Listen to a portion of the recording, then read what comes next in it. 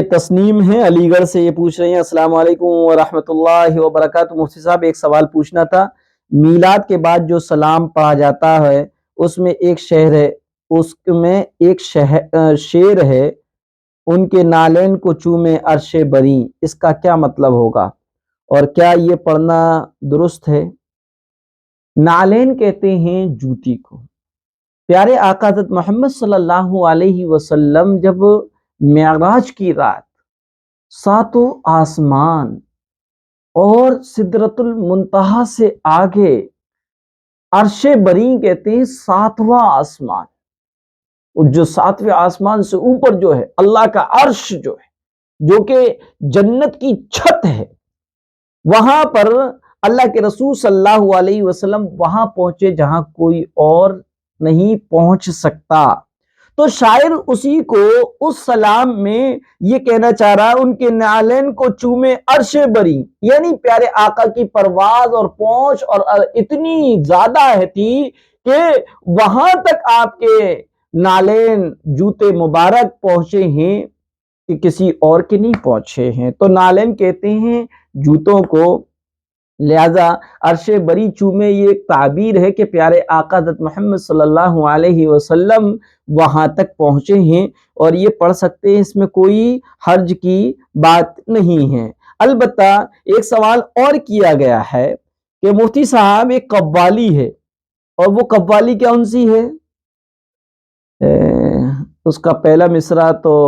وہ ہے بھر دے جھولی یا محمد، بھر دے جھولی یا محمد، ایسی ہی قوالی ہے، اس کا پہلا مصرع ہے، تو یا محمد کہنا کیسا ہے، یا محمد کہنا کیسا ہے، تو سمجھیے گا یا محمد یا احمد کہنا مطلقاً ممنوع ہے اور نہ ہی مطلقاً جائز ہے، بلکہ اس میں تھوڑی سی تفصیل ہے کہ رسول اللہ صلی اللہ علیہ وسلم سے مدد طلب کرنے کی نیت سے، یا پیارے آقا حضرت محمد صلی اللہ علیہ وسلم کو حاضر و ناظر جانتے ہوئے یا محمد یا احمد کہنا منع اور گناہ ہے۔ اس اعتقاد کے بغیر شوق اور لذت حاصل کرنے کے لیے یا محمد یا احمد کہنے کی اجازت ہے۔ اور اسی طریقے سے کہ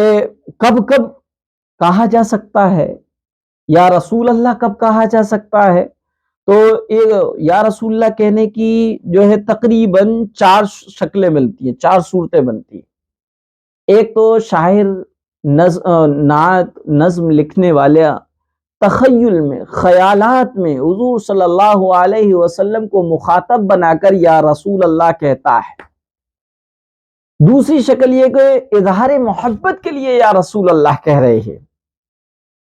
تیسری شکل یہ کہ اس عقیدے کے ساتھ کہہ رہے ہیں کہ فرشتے درود پہنچاتے ہیں، الصلاۃ والسلام علیک یا رسول اللہ کہہ رہے ہیں، اور یہ عقیدہ ہے کہ پیارے آقا حضرت محمد صلی اللہ علیہ وسلم یہ درود خود نہیں سن رہے، بلکہ فرشتے یہ درود پیارا آقا حضرت محمد صلی اللہ علیہ وسلم کے حضور میں پیش کر رہے ہیں، کیونکہ حدیث میں ہے پیارے آقا حضرت محمد صلی اللہ علیہ وسلم نے فرمایا، میرا جو امتی درود میرے روزے پر کھڑے ہو کر مجھ پر پیش کرتا ہے تو میں اس کو سنتا ہوں اور اس کا جواب دیتا ہوں، اور میرا جو امتی مجھ سے دور ہو کر مجھ پر درود پڑھتا ہے تو فرشتے اس کا درود میرے سامنے لاتے ہیں، میرے سامنے مجھے پہنچاتے ہیں۔ تو تیسری شکل یہ، پہلی شکل یہ کہ شاعر اپنے تخیلات میں، اپنے گمان میں رسول اللہ صلی اللہ علیہ وسلم کو مخاطب بناتے ہوئے یا رسول اللہ کہے، یا اظہار محبت کے لیے یا رسول اللہ کہہ رہا ہے۔ تیسرا اس عقیدے کے ساتھ کہہ رہا ہے کہ فرشتے درود پہنچاتے ہیں۔ چوتھا روزے اطہر پر، روزے نبی پر حاضر ہو کر یا رسول اللہ کہنا۔ پانچواں اس عقیدے کے ساتھ کہنا کہ حضور صلی اللہ علیہ وسلم براہ راست ڈائریکٹ اس درود کو سن رہے ہیں۔ تو یہ 5 صورتیں ہوئیں، ان میں سے 4 صورتوں میں یا محمد یا احمد یا رسول اللہ کہنا جائز ہے، 5ویں صورت میں نہیں۔ 4 صورتیں کیا دیں؟ شاعر اپنے تخیلات میں یا رسول اللہ یا محمد یا احمد کے جائز ہے، اظہار محبت کے لیے یا رسول اللہ یا محمد یا احمد کہنا جائز ہے، اسی طریقے سے اس عقیدے کے ساتھ کہنا کہ فرشتے درود پہنچاتے ہیں تو یا رسول اللہ، یا محمد، یا احمد کہنا جائز ہے۔ روضہ نبی پر حاضر ہو کر یا رسول اللہ کہنا، اسألک الشفاعۃ یا رسول اللہ، الصلاۃ والسلام علیک یا رسول اللہ، بالکل جائز ہے۔ منع کب ہے؟ اس عقیدے کے ساتھ روضے پر حاضر نہیں ہے، اپنے مقام پر اپنے شہر میں رہتے ہوئے کوئی یا رسول اللہ کہہ رہا ہے، یا محمد، یا احمد کہہ رہا ہے، اور اس کا عقیدہ اور یقین یہ کہ پیارے آقا حضرت محمد صلی اللہ علیہ وسلم ڈائریکٹ اس کو خود سن رہے ہیں، یا اللہ کے رسول موجود ہیں یہاں پر، تو اس عقیدے کے ساتھ یا رسول اللہ، یا محمد، یا احمد کہنا منع ہے۔ اور یہ جو قوالی کا جو شعر ہے نا، بھر دو جھولی میری یا محمد، لوٹ کر میں نہ جاؤں گا خالی، اس طرح سے جو ہے یہ تو خلاف ادب ہے محمد کے شہر میں یہ بڑا خلاف ادب ہے۔ اللہ کے رسول صلی اللہ علیہ وسلم کے نام کے ساتھ بے ادبی ہے۔ ہم اپنے پیر کو، اپنے استاذ کو، اپنے والد کو اس طرح نہیں پکارتے ہیں۔ اگر ہم پکارے ہیں ان کے نام لے کر تو یہ بے ادبی ہے، ہم بھی سمجھتے ہیں، دنیا والے بھی سمجھتے ہیں۔ تو نبی کریم صلی اللہ علیہ وسلم کا نام لے کر پکارنا کیسے جائز ہوگا؟ محمد کے شہر میں اس طریقے سے گاتے ہیں جیسے کہ کوئی ادب ہی نہیں ہے۔ حالانکہ اللہ تعالیٰ نے قرآن کریم میں ایک آیت میں فرمایا، لا تجعلوا دعاء الرسول بینکم کدعاء بعضکم بعضا، رسول کے پکارنے کو آپس میں ایسا نہ ٹھہرا لو جیسا تم ایک دوسرے کو پکارتے ہو۔ لہذا غایت ادب یہ ہے کہ پیارے آقا حضرت محمد صلی اللہ علیہ وسلم کو کہتے وقت درود بھی پڑھے، یا محمد، یا صرف محمد کہنا، یا یہ والی جو ہے بھر دو جھولی میری یا محمد، لوٹ کر میں نہ جاؤں گا خالی، یقیناً یہ تو شرک ہے، کیونکہ مانگنا تو اللہ سے ہے، جھولیوں کا بھرنا اسی کا کام ہے۔ لہذا بظاہر یہ شعر شرکیہ ہے۔ اب اس کو کس نیت سے کہا گیا وہ یہ شعر پڑھنے والا جانے، لیکن بہرحال اس طرح سے قوالیوں میں یا لفظ محمد کو بے ادبی کے ساتھ استعمال کرنا بڑا گناہ ہے، اور اس کا گناہ جتنے قوالی پڑھ رہے سن رہے ان کو تو ملے گا، ان سب کے برابر اس کو بنے گا جس نے یہ کلام، یہ نظم یا یہ قوالی لکھی ہے۔ جی یہ سید حماد صاحب ہیں، ان کا کوشچن کیا ہے اس کو وائس میں ہی سنتے ہیں کیونکہ ان کا سوال وائس میں ہے۔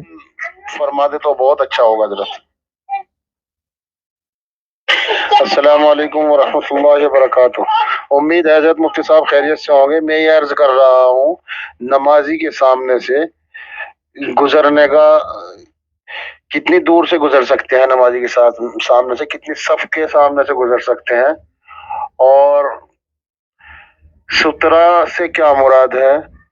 حوالے کے ساتھ میں جواب عنایت فرما دے، مہربانی ہوگی۔ تحریراً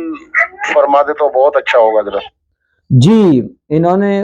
سترہ اور نمازی کے سامنے سے گزرنے سے متعلق مسئلے کو پوچھا ہے،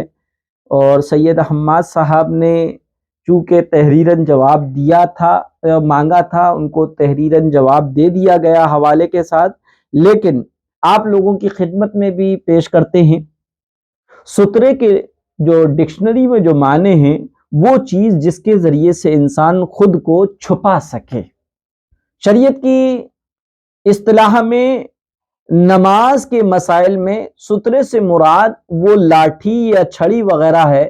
جو کم از کم ایک گز کے برابر اور اونچائی ہو، اور کم از کم ایک انگلی کے برابر وہ موٹی ہو۔ کوئی چیز نمازی نماز پڑھتے وقت اپنے سامنے رکھ لے، دائیں یا بائیں آئی برو کے سامنے رکھ لے، تاکہ نماز پڑھنے والے کے سامنے سے اگر کوئی گزر کر جائے، یا نماز پڑھنے والا چھوٹی مسجد میں یا چھوٹے مکان میں نماز پڑھ رہا ہے جہاں سے لوگ گزر سکتے ہیں، تو ایسی صورت میں نمازی کے آگے سے گزرنے والا گناہگار بھی نہیں ہوگا، اور نماز پڑھنے والا کی نماز میں تو کوئی فرق آتا ہی نہیں ہے۔ سترہ قائم کرنے سے یہ ہوتا ہے کہ نمازی کے آگے سے گزرنے والے وہ بآسانی گزر سکتے ہیں اور کوئی گناہ بھی نہیں ہوگا۔ اسی طریقے سے اب کہاں پر سترہ ہونا چاہیے اور کون سی جگہ ہونی چاہیے؟ تو سمجھ لیے گا، نماز پڑھنے والے کے آگے سے چھوٹی مسجد یا چھوٹے مکان میں گزرنا ناجائز ہے جب تک کہ اس کے آگے کوئی آڑ نہ ہو، اور اگر نمازی کے آگے سترہ ہو تو اس آڑ کے آگے سے گزرنا جائز ہے، سترے اور نمازی کے درمیان سے گزرنا جائز نہیں۔ دیکھیے یہ جو ہے نماز پڑھنے والا کوئی بندہ ہے اور یہ جو ہے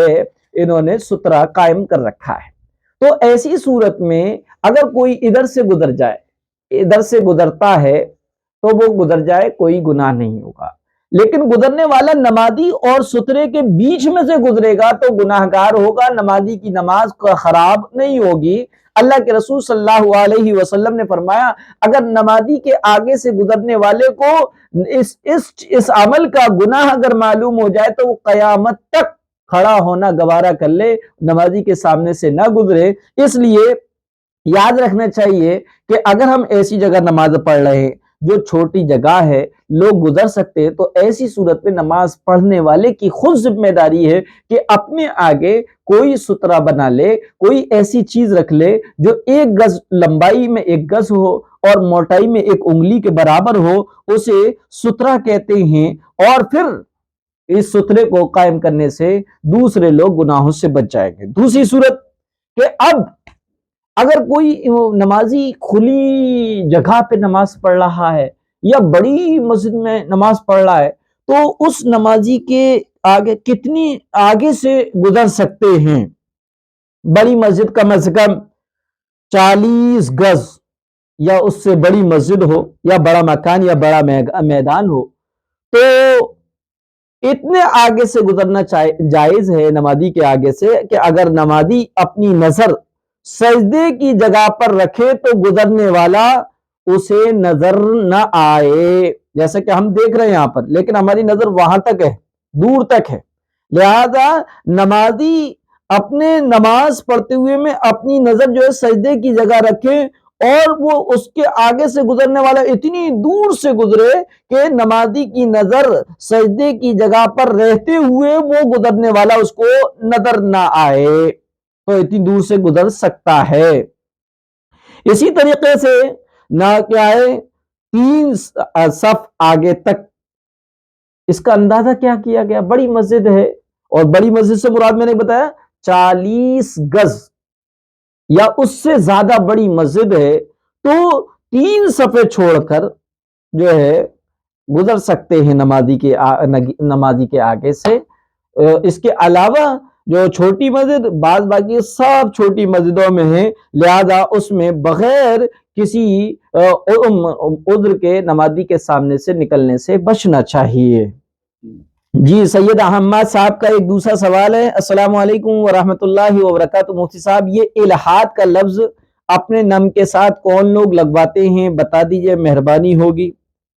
کافر وہ شخص ہے جو دین اسلام کو ظاہراً باطناً ماننے والا نہ ہو، نہ دل سے مانے نہ ظاہر سے مانے دین اسلام کو، تو ایسا شخص کافر کہلاتا ہے۔ اور زندیق وہ شخص ہے جو زبان سے تو مسلمان ہونے کا اقرار کر رہا ہو لیکن احکام اسلام کی باطل تعویل کرتا ہو، احکام اسلام کے غلط سلط مطلب اپنے آپ سے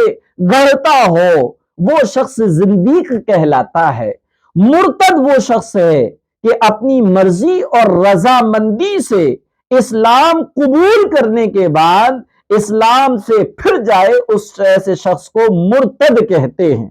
ملحد ڈکشنری کے اعتبار سے اس کی ڈیفینیشن ہے تو یہ کہ کفر کی تمام قسموں کو شامل ہے، اور اس کے معنی کیا ہیں؟ اس شخص کو کہا جاتا ہے جو بظاہر تو دین حق کا اقرار کرتا ہے لیکن ضروریات دین میں سے کسی حکم کی ایسی تعبیر ایسے مطلب گڑھ لیتا ہے جو صحابہ اور تابعین اور اجماع امت کے خلاف ہو تو اسے ملحد کہا، اور منافق اس کو کہا جاتا ہے جو زبان سے دین حق کا اقرار کرتا ہے مگر دل سے اس کا منکر ہو، تو ایسے شخص کو منافق کہا جاتا ہے۔ یہ معاذ الفقار علی صاحب ہے، یہ کہہ رہے ہیں السلام علیکم مفتی صاحب، کیا عصر اور مغرب کے درمیان قضا نماز پڑھی جا سکتی ہے؟ جی ہاں، عصر سے لے کر مغرب کے درمیان تک جو وقت مکروہ ہے، یہ وقت مکروہ نفل اور سنت نمازوں کے لیے ہے، فرض نماز کے لیے نہیں ہے، لہذا فرض نماز فرض نماز کی قضا پڑھی جا سکتی ہے۔ اور عصر کے دن، عصر کے اس وقت میں عصر کی وہ نماز آپ نے نہیں پڑھی ہے اور 1-2 منٹ رہ گئے ہیں مغرب کے اذان میں، تب تو اسی دن کی عصر بھی ہو جائے گی۔ آپ نیت مان لیں، درمیان میں اذان ہوتی رہے تو ہونے دیں، آپ نماز مکمل کر لیں، آپ کی نماز ادا ہو گئی، قضا ہونے سے بچ گئی۔ ہاں بالکل جب سورج ڈوبنے کے قریب ہے، یعنی اذان سے 1-2 منٹ پہلے، مغرب کی اذان سے 1-2 منٹ پہلے قضا نماز، اور اسی دن کی عصر کے علاوہ اور دوسری نمازوں کو قضا کرنا یعنی اس وقت پڑھنا مکروہ ہے، لیکن اس وقت سے پہلے پہلے عصر اور مغرب کے بیچ سورج غروب ہونے سے پہلے پہلے اگر فرض نمازوں کی قضا پڑھی جائے تو پڑھ سکتے ہیں، جائز ہے، درست ہے۔ یہ سمیہ کہہ رہی ہیں السلام علیکم، دو انمول خزانے کی تلاوت کرنا کیسا ہے؟ پتہ نہیں دو انمول خزانے کیا ہے بھائی؟ دو انمول خزانے کوئی دعا ہے یا کوئی قرآن کریم کی آیت ہے یا تجربات الصالحین سے متعلق کوئی دعا ہے یا کوئی کلمات ہیں، تو بھئی اس کو پڑھ سکتے ہیں، اس کا معمول بنا سکتے ہیں۔ تلاوت تو جو ہے قرآن کریم کی ہوتی ہے۔ یہ دو انمول خزانے میں اگر قرآن کریم کی کوئی آیت یا سورت ہے تو اس کی تلاوت کرنا بالکل جائز ہے، ویسے ہی فضیلت اور باعث ثواب ہے جیسے کہ قرآن کریم کا پڑھنا فضیلت اور ثواب کا کام ہے۔ وظیفہ کرنا کیسا ہے؟ وظیفہ کر سکتے ہیں، اچھی نیت ہے تو کر سکتے ہیں۔ 3 شرطیں ہیں، وظیفہ ہو، نقش و تعویذ ہو، اس کے لیے 3 شرطیں۔ پہلی شرط یہ ہے کہ وظیفہ بتانے والا اور وظیفہ جس کو بتایا جائے دونوں کی نیت یہ ہو کہ مؤثر حقیقی اللہ ہے، یہ کلمات سے نہیں بلکہ اللہ رب العزت کے حکم سے ہوگا، اللہ ہی اثر ڈالنے والا ہے۔ دوسرا، جس چیز کو وظیفے کے طور پہ بتانے والا بتا رہا ہے، لینے والا اس سے لے رہا ہے، وہ کلمات کفریہ نہ ہو، شرکیہ نہ ہو، یا تو قرآنی آیات ہو یا احادیث میں آئی ہوئی کوئی دعا ہو۔ تیسری، جائز مقصد کے لیے ہونا چاہیے، جائز مقصد کے لیے ہو، وظیفہ بتانے والا بھی اور وظیفہ لینے والا بھی، جو وظیفہ بتا رہا ہو وہ جائز مقصد کے لیے ہو، ایسا نہیں تیرے میرے گھر میں آگ لگانے کے لیے ہو یا اس کو برباد کرنے کے لیے ہو، اس نیت سے اگر کیا جائے گا تو ناجائز ہوگا، لہذا وظیفہ کر سکتے ہیں اگر نیت اگر درست ہے تو۔ جی یہ سوال کر رہے ہیں کہ مفتی صاحب قربانی میں کیا ہے، منبر علی ہیں، یہ کہہ رہے ہیں کہ مفتی صاحب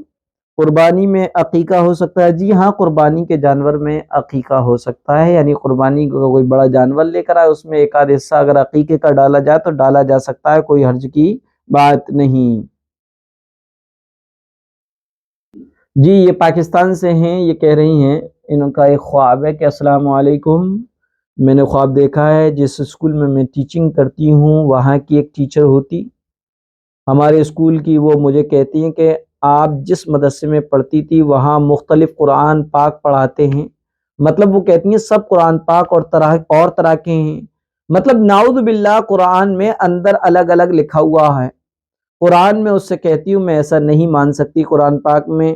چینجنگ ہو ہی نہیں سکتی، قرآن پاک کی حفاظت کا ذمہ اللہ تعالیٰ نے لیا ہے، اس میں رد و بدل نہیں ہو سکتا۔ میں اس ٹیچر کو کہتی ہوں کہ میں وہاں جاؤں گی، اگر ایسا ہوا تو میں جان دے دوں گی، اور میں اس ٹیچر کو یہ بھی کہتی ہوں کہ قرآن پاک کے باہر سے کور چینج ہوں گے، کوئی چھوٹے سائز میں ہوتے ہیں تو کوئی بڑے سائز میں، لیکن اندر سے ایک چینج نہیں ہو سکتے۔ اس خواب کی تعبیر کیا ہوگی؟ اس خواب کی تعبیر یہی ہے کہ جو بھی آپ کے حلقہ احباب ہے، آپ کا اسٹاف ہے، جس ٹیچر کو آپ نے خواب میں دیکھا ہے اور وہ آپ کو کہہ رہی ہے کہ تم جہاں قرآن شریف پڑھی ہو وہ وہاں پر قرآن کریم دوسرا پڑھایا جاتا ہے، وہ گویا کہ قرآن کریم کے رد و بدل کا عقیدہ رکھتی ہے کہ قرآن کریم چینج ہو سکتا ہے، اور آپ اس کو خواب میں بار بار یہ پروف کرا رہے ہیں کہ نہیں ایسا نہیں ہو سکتا، وہاں پر ایک ہی قرآن ہے، قرآن میں کوئی چینجنگ ہو ہی نہیں سکتی، اگر ایسا ہوا تو میں آپ کو جان دے دوں گی، اس طرح سے آپ اس کو یقین دلا رہے ہیں۔ تو ایسی صورت میں وہ آپ کے اسٹاف کی ٹیچر صحیح نہیں ہے، آپ ان سے اپنے آپ کو بچیں،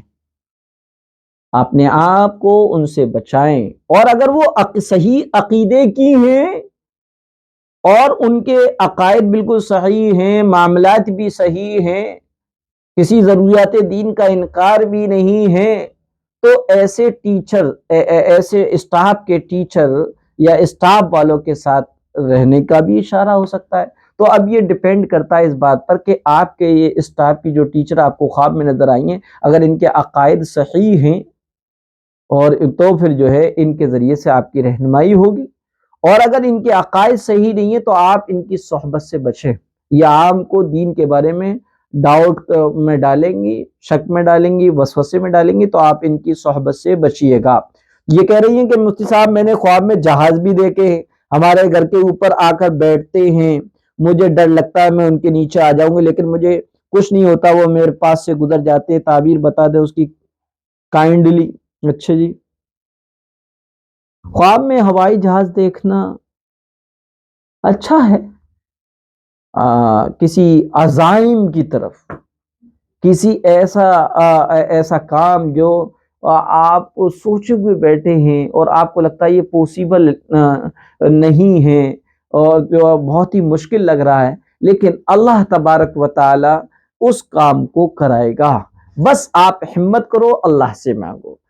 خواب میں ہوائی جہاز کو اڑتے ہوئے دیکھنے کا مطلب یہی ہوتا ہے کہ آپ اللہ کی ذات سے مایوس نہ ہوں، بلکہ اللہ تعالیٰ سے مدد مانگے اور اس کام کو شروع کر دیں جو بھی آپ کے سینے میں ہے اور جو بھی آپ نے سوچ رکھا ہے، اس کو کرنے کے لیے کھڑے ہو جائیں، اللہ سے مدد مانگیں، اللہ تعالیٰ آپ کو ایسے ہی پار لگائے گا جیسے کہ منو کونٹلو بھاری لوہے کے اس جسے کو اور ہوائی جہاز کی شکل میں ہوا میں جو اللہ اڑانے پر قدرت رکھتا ہے، وہ اللہ تمہارے دلوں میں موجود جو کیا ہے پلاننگ ہے اس کو بھی پورا کرنے پر قدرت رکھتا ہے، بس شرط یہ ہے کہ تم ہمت کرو، اللہ کی ذات سے پہ بھروسہ کرو اور اس سے مدد مانگو۔ جی یہ عافیہ ہیں شکوات سے، وہ کہہ رہی ہیں السلام علیکم بھائی، کیسے ہیں آپ؟ بھائی 16 کو میرے بھائی کی شادی ہے، حالانکہ اللہ کے کرم سے تو آپ کی فیملی کی دعوت ہے، وہیں فیروز آباد میں برات جائے گی، آپ ضرور آنا اور میں آپ کو فون پر کارڈ سینڈ کروں گی کیونکہ کوئی ہے نہیں۔ اچھی بات ہے، آپ کی دعوت قبول ہے، ویسے تو میں شادیوں میں جاتا نہیں ہوں، کسی شادی میں نہیں جاتا، نہ ولیمے میں نہ شادی میں، البتہ دو چیزیں ہیں، ایک دعوت کا قبول کرنا سنت ہے، اور آپ کی دعوت آپ نے جو کہا وہ ہمیں قبول ہے، لیکن دعوت میں شریک ہونا اس کے لیے ہم معذرت چاہتے ہیں۔ بہرحال یہ آپ سوال کر رہی ہیں، اور بھائی مجھے خواب دیکھا ابھی نماز سے پہلے، بہت بڑا سمندر ہے، بہت خوبصورت، اور چاروں طرف پہاڑیاں ہیں اور اس کا پانی ٹھہرا ہوا ہے، تو میں پہاڑی سے نیچے آئی ہوں اور پانی سے تھوڑا دور پر کھڑی ہو کر دیکھ رہی ہوں، پھر میں نے دیکھا کہ کچھ عورتیں ہیں یا مرد پتہ نہیں، پر وہ لوگ سمندر کے پاس ہی چارپائی ڈال کر اس پر پڑے رہے، تو میں نے سوچا میں بھی اسی پر نماز پڑھ لوں گی، پر جیسے ہی وہ چارپائی کھالی اور نماز کو گئی تو پتہ نہیں کسی آدمی نے وہ چادر مانگ لی جو چارپائی پر بچھی تھی، وہ سفید تھی، تو میں نے غصے سے وہ چادر اٹھا کر اس کے منہ کی طرف پھینک دی اور اپنا پنک کلر کا دوپٹہ بچھا کر اس پر بیٹھ کر نماز پڑھنے لگی ہوں کہ تبھی پاپا نے اٹھا دیا نماز کو۔ میں اپنے گھر آئی ہوئی ہوں، ابھی تو سمندر دیکھنا تو اچھا ہے پر نماز تو بھائی اس کی تعبیر بتا دیجئے۔ خواب اچھا ہے آپ کا مجموعی اعتبار سے، خواب میں سمندر کا پانی صاف و شفاف اور ٹھہرا ہوا، سکون اور قرار والا، بغیر موجوں اور لہریں اور اتھل پھتل کے صاف و شفاف سمندر کا پانی دیکھا جائے تو خواب کی تعبیر اس صورت میں اللہ کی رحمت ہوتی ہے، آسانیوں کی طرف ہوتی ہے، کیونکہ صاف و شفاف پانی اللہ کی رحمت مراد ہوا کرتا ہے۔ لیکن وہاں پر کچھ لوگ بیٹھے ہیں چارپائی پر، آپ نے سوچا کہ میں نماز پڑھ لوں، اور پھر میں نماز کے لیے گئی تو وہاں پر چارپائی پہ بچھی ہوئی چادر کسی نے مانگ لی،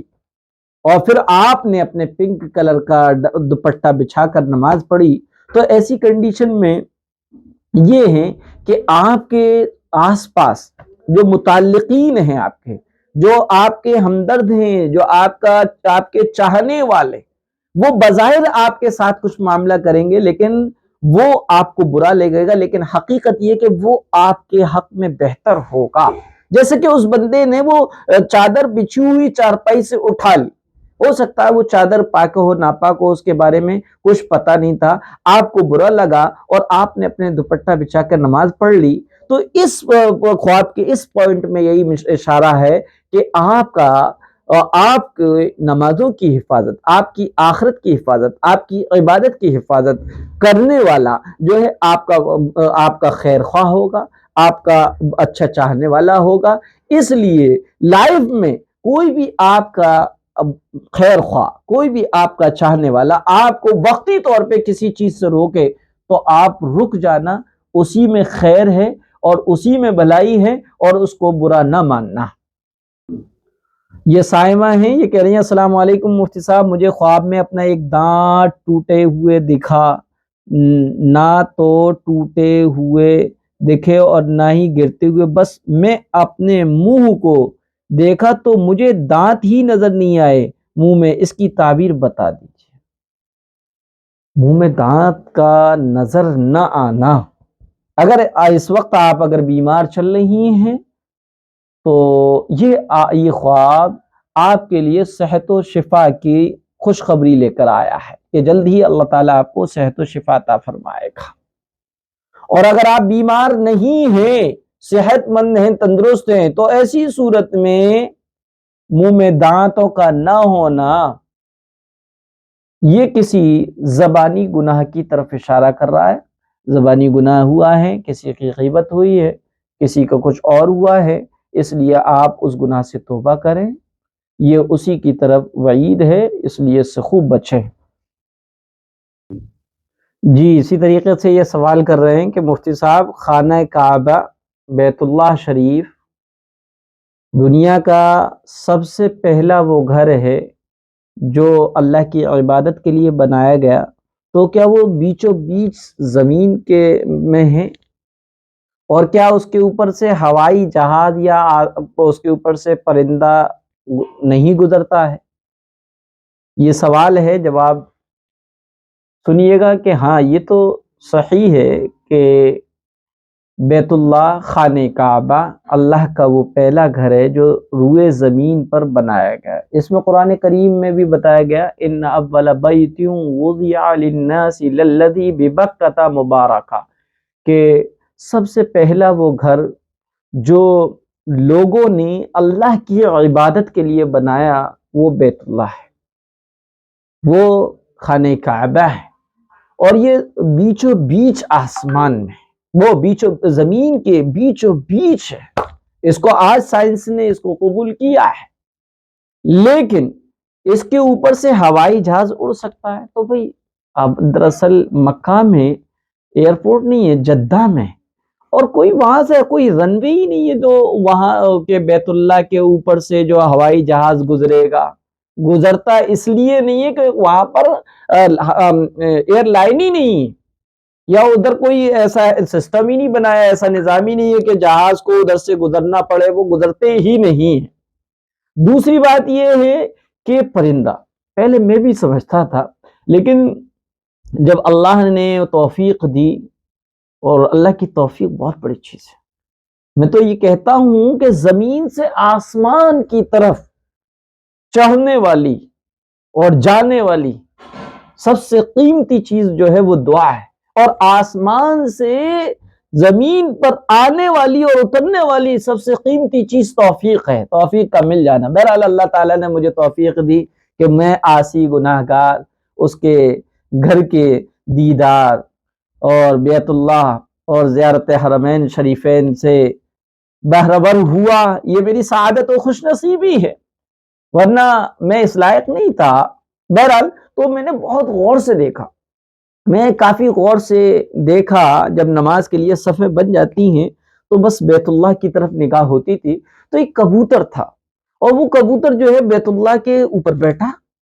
پتہ نہیں بیمار تھا کیا تھا، وہ بیٹھا، اور کتنے ہی پرندوں کو دیکھا کہ وہ بیت اللہ کے ادھر سے جا رہے ہیں۔ پہلے میں بھی سوچتا تھا کہ پرندے بیت اللہ کے اوپر سے پرواز نہیں کرتے، لیکن میں نے دیکھا کہ بیت اللہ کے اوپر وہ کبوتر بیٹھا بھی تھا، پھر بیت اللہ کے اوپر سے وہ پرواز بھی کر کے گیا۔ تو یہ ایسا ہم سنتے تھے، لیکن اس کی کوئی حقیقت نہیں ہے۔ ہوائی جہاز تو اس لیے نہیں کیونکہ وہاں پر کوئی ایسا نظم نہیں ہے، لیکن پرندوں کو میں نے بیت اللہ کی دیوار پر بیٹھے ہوئے بھی دیکھا، ادھر سے اس کے اوپر سے اڑتے ہوئے بھی دیکھا۔ دوسرا سوال ہے، محمد جاوید کر رہے ہیں کہ مفتی صاحب کیا کلمہ طیبہ کے ساتھ درود شریف پڑھنا کیسا ہے؟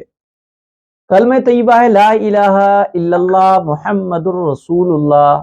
صلی اللہ علیہ وسلم۔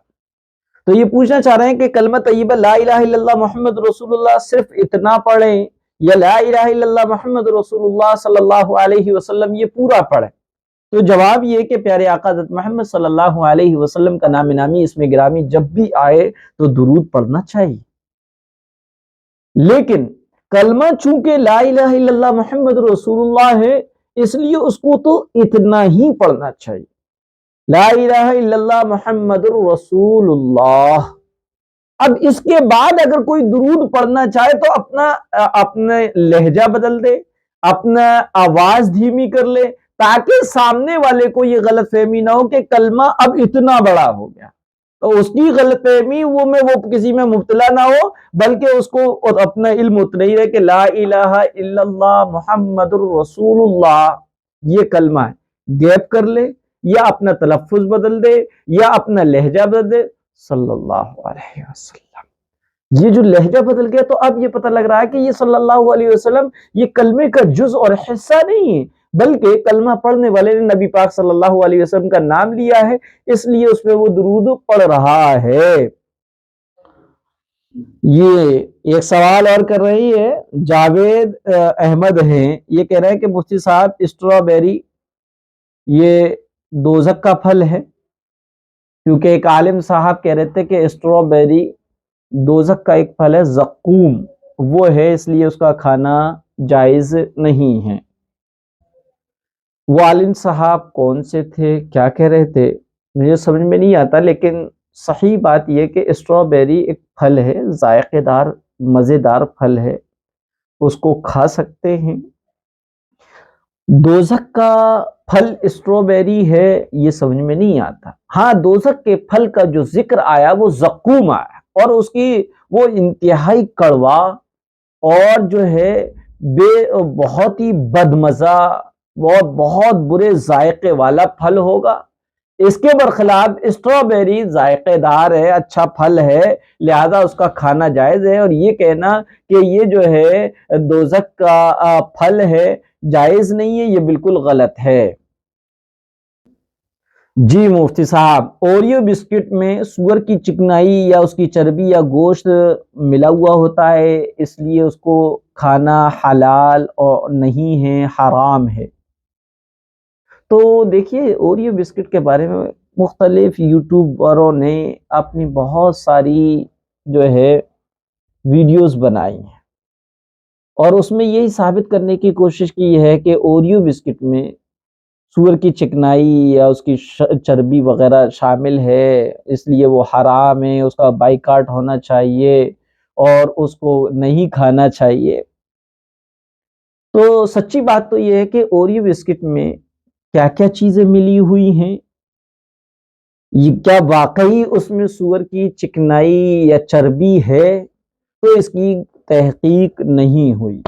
جب یہ تحقیق نہیں ہے، بغیر تحقیق کے بے بنیاد کسی چیز کو حرام اور ناجائز کہہ دینا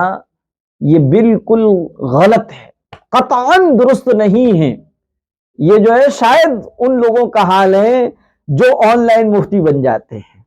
یا جو ہے صرف اور صرف کسی کتابوں کو نہیں پڑھتے، وہ اس طرح سے کسی بھی جگہ سے، ویب سائٹ سے، کسی نیٹ سے اور کسی جگہ سے کوئی پوسٹ اٹھائی اور اس پہ بنا دی ویڈیو۔ حالانکہ اوریو بسکٹ کے بارے میں انڈیا کے اور پاکستان کے تمام مفتیان اکرام نے اپنے اپنے وسائل اور ذرائع کے ذریعے سے یہ تحقیق کرانے کی کوشش کی کہ اس میں اوریو بسکٹ میں حرام چربی یا خنزیر کی چکنائی وغیرہ شامل ہوتی ہے نہیں، تو انہوں نے یہ اعلان کر دیا کہ ایسی کوئی بھی چیز اس میں نہیں ہے، تحقیق سے ثابت نہیں ہوا، اس لیے اوریو بسکٹ کا کھانا جائز ہے۔ اور یہ کہنا کہ اس میں حرام یا سور کی چکنائی یا چربی ہے، یہ بے بنیاد، بے تحقیق کے کہہ دینا ہے۔ اور خود دوسری بات تو یہ ہے کہ وہ جو اوریو بسکٹ آتا ہے، اس اوریو بسکٹ پر ایک گرین مارک ہوتا ہے، بالکل سائیڈ میں گرین مارک ہوتا ہے۔ وہ گرین مارک یہ بتاتا ہے کہ اس میں انڈا یا گوشت سے ریلیٹڈ کوئی چیز نہیں ہے، کیونکہ جتنے بھی کھانے پینے کے آئٹمس ہیں، لکوڈ ہو یا غیر لکوڈ ہو، ان میں ایک ریڈ مارک ہوتا ہے، ایک جو ہوتا ہے وہ گرین مارک ہوتا ہے۔ گرین مارک اس بات کی علامت ہوتی ہے کہ یہ چیز جو ہے اس میں خود جو ہے کوئی ویج نہیں، نان ویج، اس میں کوئی مطلب کہ کوئی انڈا یا گوشت وغیرہ نہیں ہے۔ اور ریڈ جو ہوتا ہے وہ اس بات کی طرف یہ نان ویج ہے، اس میں انڈا بھی ہے اور گوشت وغیرہ بھی ہے۔ تو بہرحال اوریو بسکٹ پہ یہ نشان گرین مارک ہوتا ہے جو اس بات کی طرف اشارہ کر رہا ہے کہ اس میں گوشت یا چربی یا انڈا وغیرہ کا یوز نہیں کیا، اس لیے اوریو بسکٹ کھانا جائز ہے، درست ہے۔